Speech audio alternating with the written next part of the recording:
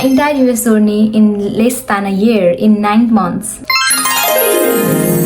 Hello and namaste everybody, welcome back to my YouTube channel. This is Engineer Samiksha Tamang, and in today's video I'm gonna be sharing with you guys my entire timeline of journey from Nepal to USA as an international graduate student. Trust me guys, it wasn't an easy journey at all. I mean, like it required a lot of patience and trust upon yourself, of course, and the universe too.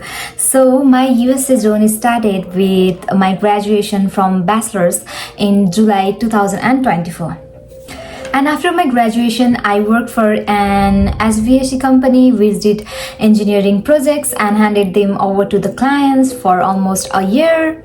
And then I decided to give my first ever IELTS exam on April 2025, and then I got a pre-edition score which was like 7.5, overall a 9. So I was really satisfied. It opened doors for any country that I want to apply, I want to study, I want to, so it was really amazing thing that happened to me in 2025.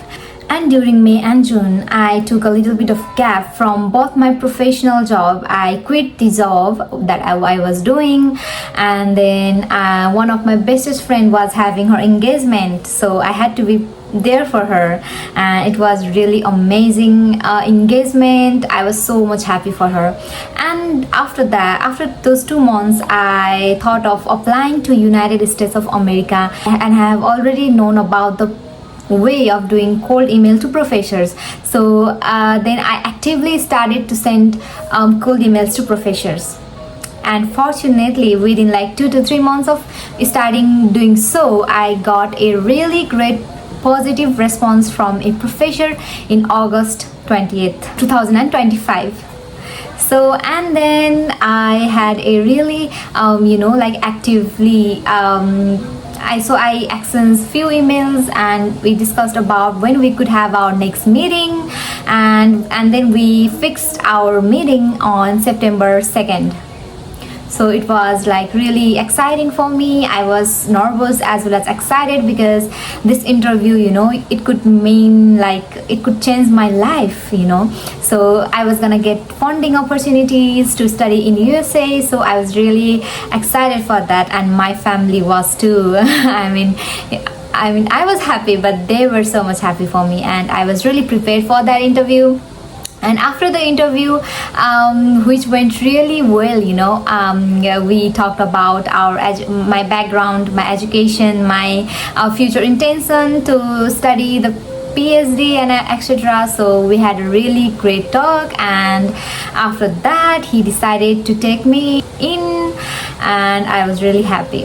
So after the meeting, we exchanged few other emails in which he sent me a lot of papers to study and decide which paper that I really want to work on. And yeah, that's all happened. And then on September 11th, we decided to finally give it a go. And I was directed by my professor to submit the application. So the thing was that I wanted to start my PhD from spring semester of 2026. However, the deadline has already closed in August, and I requested my professor that I really want to study from 2026 spring semester. So he helped me to reopen the application deadline, and I was able to submit my admission application on October 1.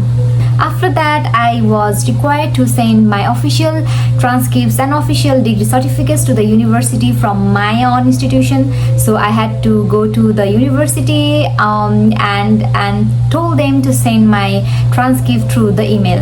And on October 13th, the job was done. Like, it was very easy.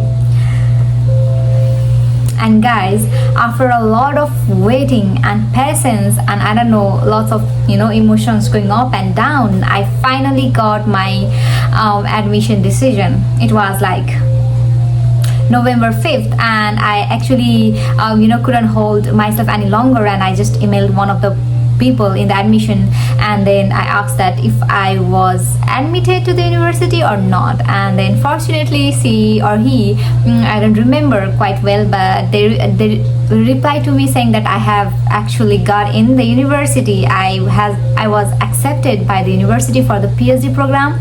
And then they are told that I'm gonna get the official email soon. And on November 7th, fortunately, it was so quick, I got the official email of my acceptance to the university. I was so happy, guys. And on November 12th, I was, directed to submit the required information for I-20, and I also received my offer letter from the department, which included a lot of, information about how much stipend I'm gonna get, everything about my funding, all the contracts, everything. So the thing that is remaining to do is the visa appointment, right? So I had to fill up a DS-160 form, and I did that on November 15th. And after that I had to pay some amount of money for the visa interview date, right? So on the November 16th I paid that too. And the day after tomorrow, on November 16th, I looked for dates available, the slots available to give my visa interview. And fortunately there are like lots of slots, like within 1 week, within 2 weeks. So like I was really happy to see that, because I have known a lot of friends who gave their visa interview prior to me, and they had lots of problems to get even get one slot to give their visa interview. So I must say that I was really lucky for this.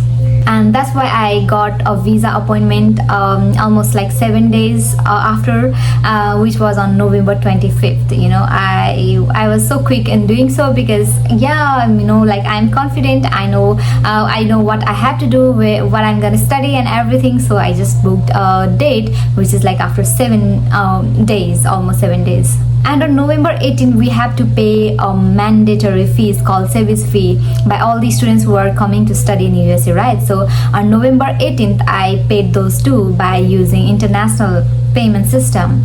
And after that, I came to my capital city of Nepal, which is Kathmandu, prior to the visa appointment day, 5 days, I think almost 5 days prior to the visa appointment date. And then your girl aced it, guys.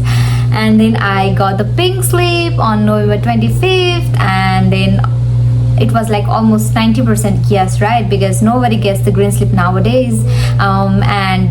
That's why I had to book a flight, because my spring semester was gonna start from January, and I had to be in USA in December anyhow. So I booked my tickets for the flights in November 27th, and then I finally got my visa issued. And after like almost 2 to 3 holidays, public holidays and everything, I went to pick up my passport at the NIMB bank on November 30th.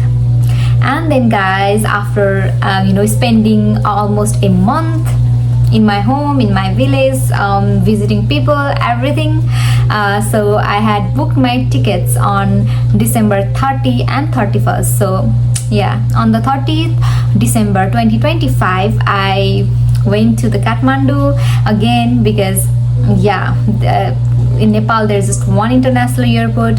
And then I traveled along with all of my friends from Nepal to USA, and I landed in Texas in 31st of December. And from there I had to take 3-hour flight from Texas to Florida, Miami, and it was like almost midnight, and boom, it was like New Year 2026.